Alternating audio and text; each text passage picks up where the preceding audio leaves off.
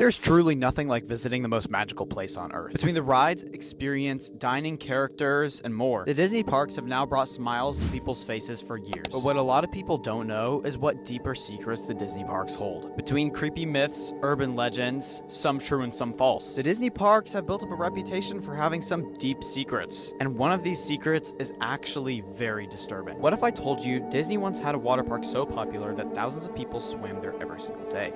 But today, it sits abandoned, rotting, hidden, and completely off limits. And the reason why? Well, it's way darker than Disney wants you to know. This is the story of River Country, Disney's first ever water park, and one of the creepiest abandoned places in Disney history. Opened in 1976, River Country was designed to look like an old-fashioned swimming hole. It had rope swings, sandy beaches, and even a lagoon connected directly to the Bay Lake. Yeah, that means guests were literally swimming in natural Florida water, not filtered like modern pools. At the time, it felt very adventurous, but that detail would become very important later. In 1980, a tragic incident happened. An 11-year-old boy named Evan died after visiting River Country, but not because of a ride. Doctors later discovered he had been infected by a rare organism called Naegleria fowleri, also known as the brain-eating amoeba. The amoeba lives in warm freshwater and enters the body through the nose. But here's the most disturbing part. Because River Country was connected to the Bay Lake, that same type of water was floating right into the park. That means a water park that's designed for family and children now contains deadly amoebas. This was truly an incident that changed River Country forever, and changed the Disney parks as a whole, because in 2001, River Country quietly closed. No big announcement, no reopening date, just gone. One of the most interesting and disturbing parts about the story is Disney left the park up years after the incident. Not demolishing it, not taking anything down, just sitting there abandoned and closed to the public. It's almost as if Disney just wanted nothing to do with that River Country park anymore. By leaving it alone, perhaps they thought nothing bad could come from it. Eventually, though, the Walt Disney Company decided to demolish it and replace it with another water park. The park was replaced with Typhoon Lagoon, a much safer and calmer water park than what River Country was. But this whole story does beg the question: was old Disney really safe? And with a park that was as exciting as River Country was, it does honestly make you wonder if Disney is truly hiding something darker behind all the happiness within the parks. Now moving over to Disney California Adventure. This is the true story of the Big Thunder Mountain Railroad accident tragedy caused by a rider not ignoring safety rules, but the problem hidden deep inside the ride itself. The perfect day, September 5th, 2003. It was a normal day at Disneyland. Families walked down Main Street, guests waited in lines, characters met with children, and in Frontierland, Big Thunder Mountain Railroad was operating like normal. The ride was one of Disneyland's most popular attractions, a runaway mine train through an old western landscape. Guests climbed aboard expecting excitement, but little did they know that something within the ride had already gone wrong. The train left the station. The guests heard the familiar sounds, the wheels on the track, the rattling of the cars, the sound of the Wild West environment around them. Everything was normal. But Big Thunder Mountain is a ride where almost everything is supposed to sound rough.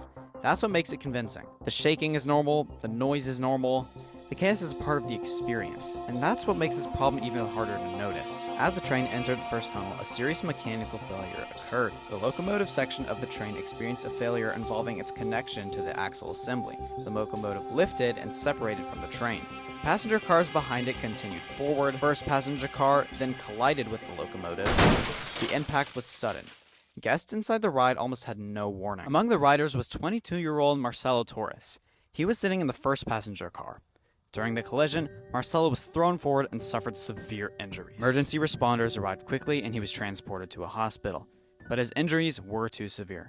Marcelo later died. A ride that had created controlled fear had experienced a real tragedy. After the accident, investigators began looking into what happened. The investigation found that a maintenance issue played a major role. The critical part of the train had not been properly maintained, allowing the failure to occur. The terrifying part: to a guest looking at the train, everything appeared normal. The paint looked normal, the track looked normal, the ride was still the same. Attraction millions of people loved, but something hidden underneath the surface was wrong. The Disneyland monorail is supposed to represent the future. A smooth, quiet ride above the park. A symbol of innovation that has been operating for decades. But on one summer night in 2009, a routine operation turned into one of the darkest moments in Disneyland history. This is the true story of the Disneyland monorail accident of 2009. A tragedy involving a young Disney employee, a vehicle that millions of guests had trusted, and a single mistake that would change Disneyland forever. The Disneyland monorail opened in 1959. It was the first daily operating monorail system in Western Hemisphere. And for generations of guests, it wasn't just transportation. It was a part of the Disney experience. Guests look forward to seeing the futuristic trains travel above Tomorrowland. But behind the magic were strict procedures designed to keep the employees and guests safe. On July 5th, 2009, a 19-year-old Disneyland cast member, Austin Winenberg, was working near the Tomorrowland monorail station during the nightly closing operations. A monorail train was moving through the area. During the process of repositioning equipment, Austin was struck by the moving monorail. Emergency responders arrived quickly, but Austin died at the scene. The investigation focused on what happened during the closing procedure. Officials determined that the accident involving communication and operational issues during the movement of the monorail. The tragedy led Disneyland to review its procedures and make changes to improve safety. The reason the story stays with people is because the Disneyland monorail is something that millions of guests see as completely harmless. Families ride it, children wave at it, people take pictures of it. It feels like a symbol of fun and imagination, but behind every attraction, there are real people working on it to make it happen. And sometimes these people face risks guests never see. Walt Disney World is known as a place where families make memories. A place where children meet their favorite characters, watch fireworks, and experience a world designed to feel completely safe. But on one night in June 2016, family vacation turned into one of the darkest tragedies in Disney history. And what makes this story so shocking is that it didn't even happen on a ride. It happened beside a quiet lagoon, in front of the Disney Resort. This is the true story of the 2016 alligator attack at Disney's Grand and Florida Resort Spa. A tragedy that changed the way Disney handles water safety and forever changed one family's life. On the night of June 14, 2016, the Graves family from Nebraska was staying at Disney World. They were enjoying an outdoor movie night near a beach area of the Seven Seas Lagoon at Disney's Grand Floridian Resort and Spa. Their 2-year-old son, Lane Graves, was near the water's edge. The water appeared calm, the area looked peaceful, like any other Disney vacation moment. But hidden beneath the surface was something most guests never expected. Around 9 p.m., Lane was in the shallow water near the shore. An alligator attacked and pulled him into the lagoon. His father, Matt Graves, immediately tried to rescue him. He entered the water and attempted to pull his son away from the animal. Despite his efforts, the alligator dragged Lane underwater. Guests and employees called emergency services, and a massive search began.